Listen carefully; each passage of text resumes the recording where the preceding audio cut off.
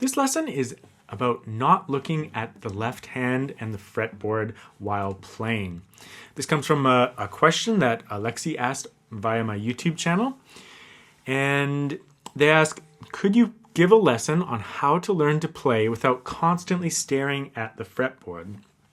You seem to be one of the few guitarists, even among professionals, who seem to manage it effortlessly. So thank you for the question, and it's a good question. And what we're going to do is I'm going to talk about a couple of topics in relationship to this. I'm going to be talking about technique practice, music theory and fretboard knowledge, and sight reading abilities. But before I dive into the lesson aspect, let me first give a little bit of a disclaimer on my personal videos.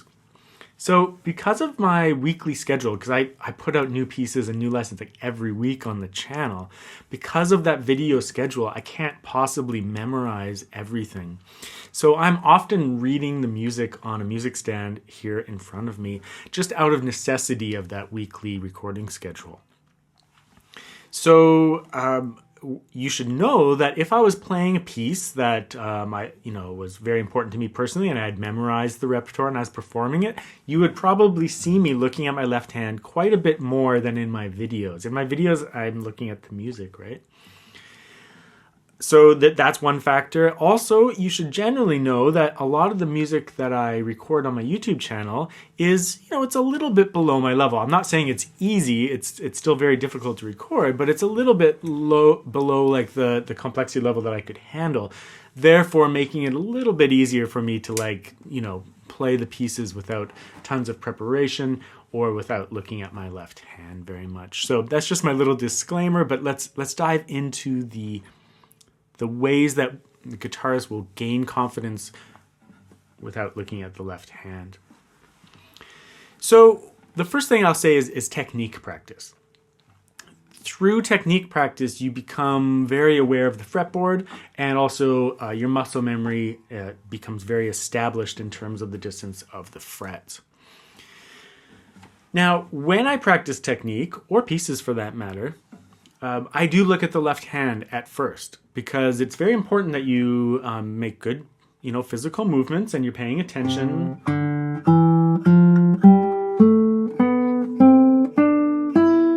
That you get that shift really clean, right? So that you really know the distance and your finger moves right to the correct spot.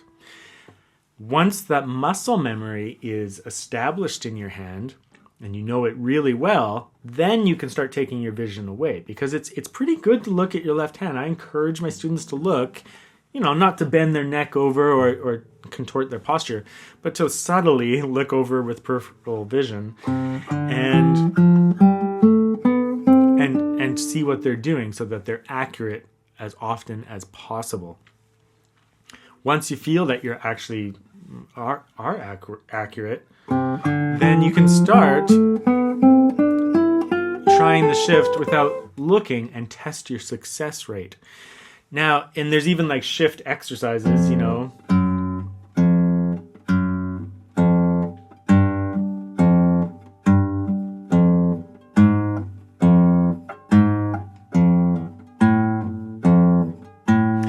where, maybe you do each shift to a new fret.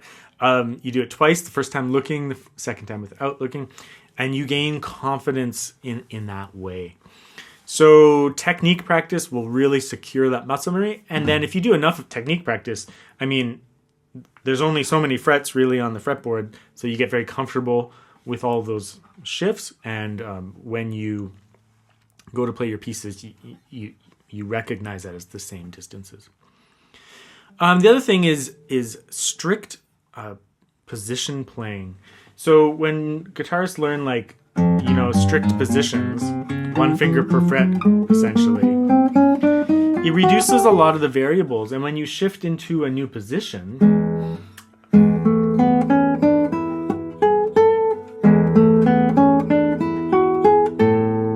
once you're in that new position, then you can just use the fingers as intended, because you once you're in that position, each finger has a fret that it's going to essentially play and utilize. There's exceptions, of course, pieces call for all sorts of contortions and exceptions to that. But in general, position playing really allows you to focus on one clean shift and then execute material, another clean shift, execute material. But it's very like it's a very controlled situation. As soon as you make that shift successfully, then you just complete the task, right?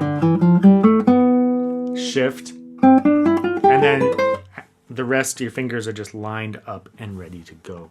So strict position playing. So yeah, I think that kind of that's a little bit of a discussion on technique practice and also like spot practicing in your repertoire when you need to learn a passage. You know, look.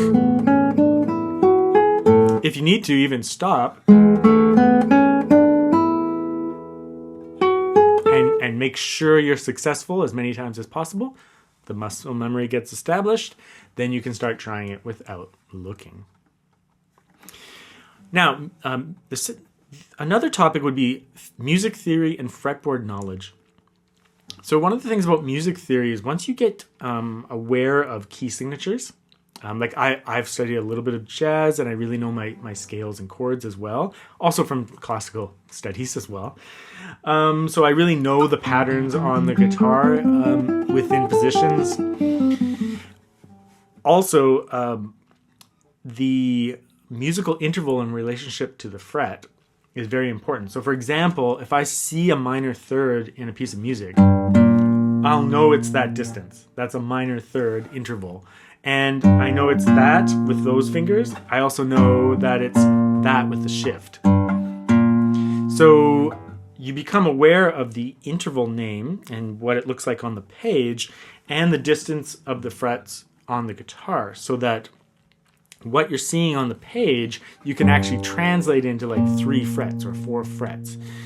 And then if you have that technique muscle memory, you can just do the shift accurately. So music theory will inform you as to your key signatures and what position you might be playing. If you know your scales, then you know when you shift up here that C major will be that fingering.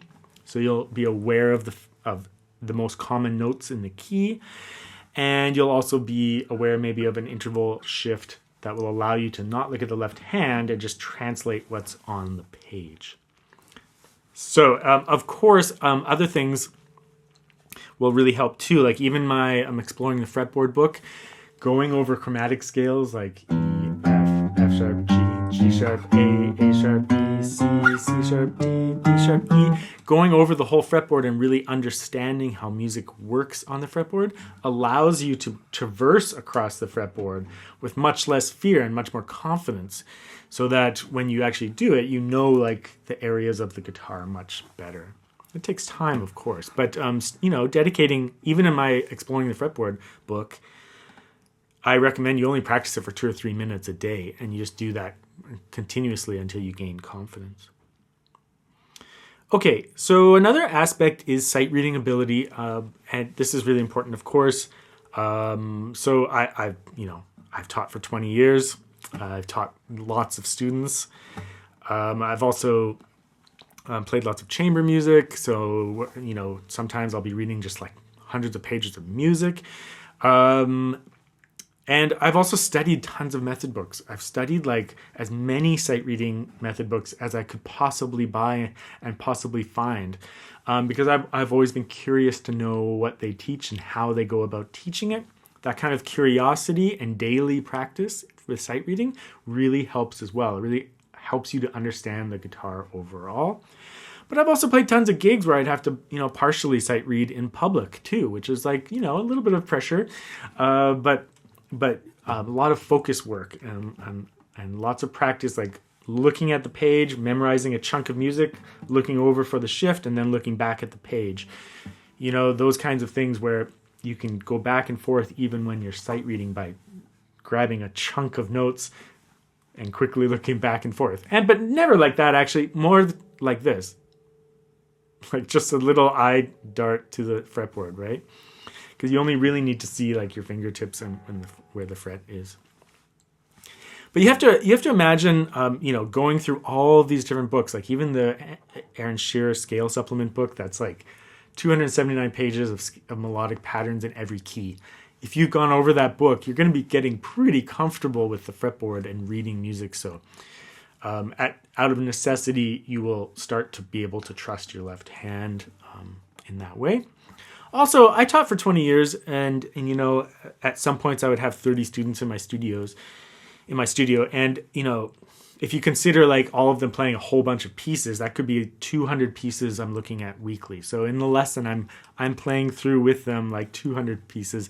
That kind of sight reading practice is really helpful, and certainly teachers get a lot of that kind of work. So to sum this all up, it's really going to be a combination.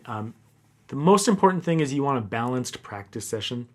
So I'll link to this in the YouTube description and on the website. What a balanced practice session is. I have a lesson on building a balanced practice session. And if you practice that practice session and you include technique practice and you include theory and fretboard knowledge and you include sight reading and new material on a regular daily basis, you will eventually be able to, you know, not look at the left hand. So I hope some of those things will give you some insight, but don't stress over it. I still say look at the left hand until the muscle memory is secure and then start looking away. For the average student, this probably just means practicing your pieces and your technique much longer than you think. You have to stay with it until the muscle memory is secure, and then you can start looking away and gaining confidence. If it's more in a sight reading situation, then you have to be confident with your fretboard knowledge and your music theory so that you know where you're shifting without looking. You have to be aware of those things. None of it is stressful. It's just something that you need to gain the ability over time by dedicating just a few minutes every day to it during your practice session. And that's how it's really done. There's no quick answer. It's just integrate it peacefully into your practice session.